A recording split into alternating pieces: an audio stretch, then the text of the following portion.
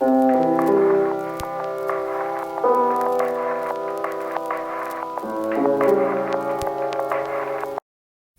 my loves, welcome back to my channel and welcome if you're new. So in today's video, I'm going to be showing you guys how to make hibiscus hair butter at home. So this is some dried hibiscus that I have here in this plastic bag. I've been drying these for a few days and it's what I'll be using in the video today. So I'll also be using this African shea butter and I'll be using the white side of it because it is the shea butter that has both the yellow and white, and I chose to use the white for this. I'll also be using some coconut oil, tea tree oil, olive oil, castor oil, along with some aloe vera. And you want to ensure that you have something to strain your oil in, and you're going to need a container, a spoon, preferably a metal spoon, and your knife. And of course you're going to need your container as well. So let's get right into the tutorial. Firstly, you're going to need to wash your aloe vera to ensure that it is clean and to get rid of that yellow stain, because you know that yellow stain may cause itching. And you're simply going to cut off the spikes off the side and slice up the aloe vera. Now once that is completed, you're going to go ahead and add the sliced up aloe vera to your blender. And you're going to need to add an oil of choice because the oil is going to help the mixture to blend properly. Now I chose coconut oil, the Feel coconut oil, but you can go ahead and use any oil that you feel that you're comfortable with. And I also want to point out that the oils that I'll be using in this video are actually oil blends, so they could be used by themselves. However, I'm a little bit extra and I like to mix things up. So if you want to use one specific oil, I would say go ahead and try to find a pure oil. So for example, pure coconut oil instead of an oil blend, but I chose to use an oil blend for this video. Now this is what you're going to want the mixture to look like after it has been blended, and you're going to simply go ahead and add some oil to a pot on a medium flame. You want to ensure that the flame is medium, so I'll be using olive oil for this process. And once I've added the amount of olive oil that I feel comfortable with, I'll go ahead and add the aloe vera to the oil.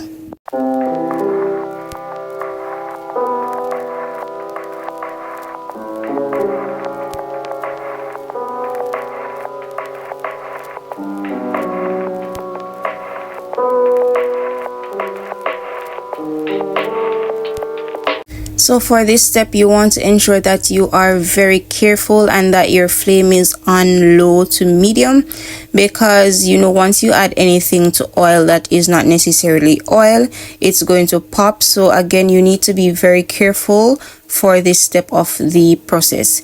You need to leave this on the fire for about 5 to 10 minutes on low flame.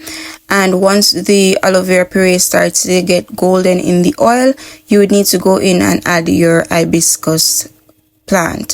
So I'm using this amount because I've actually dried around 12 hibiscus, but because you know once you dry a leaf or a plant, it's going to be reduced significantly. So I didn't want to use too much of it, but I ended up using most of it. So you're going to add that to the oil and simply mix it around and allow it to fry for another 2 to 3 minutes.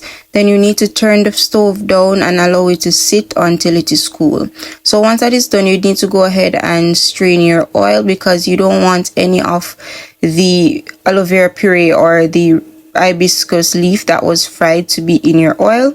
So you need to use something that is not going to allow the sediments or the particles to get through, and you simply need to go ahead and strain that.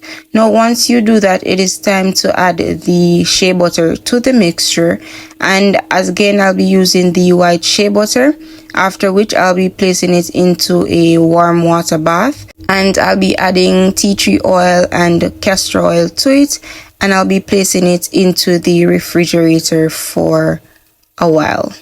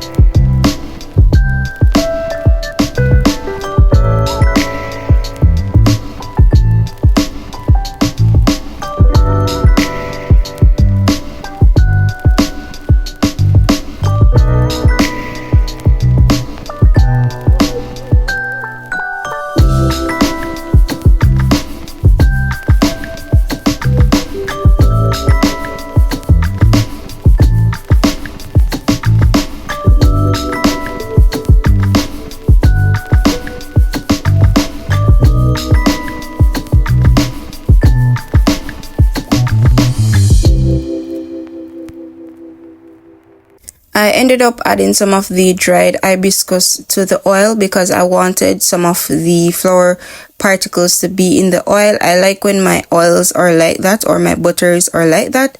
So that is optional. You don't have to do that. But from this process, what I have learned is that this is a good oil to make for your hair, and it is something that I plan to include in my hair regimen. However, there are improvements that I saw, and one of those improvements are that I would probably, the next time I'm making this, I would most definitely add some essential oil to this to give it a fragrant smell, or something that smells like a flower, like lavender, or a scent that I like. But for the most part, I did not really like the scent of it because I did not really like the scent of this shea butter. But this is a experiment, and it is definitely something that I plan to make again. This is the final result of the butter. So I placed it in the refrigerator for about 40 minutes and it hardened. I really liked the texture of it and the consistency. However, as I've stated earlier, I was not a fan of the scent, so I would definitely need to add some essential oil the next time I make this. But overall, it was a great first try, and I do plan on including this in my hair care regime. But that's the end of the video, and until next time, bye my loves.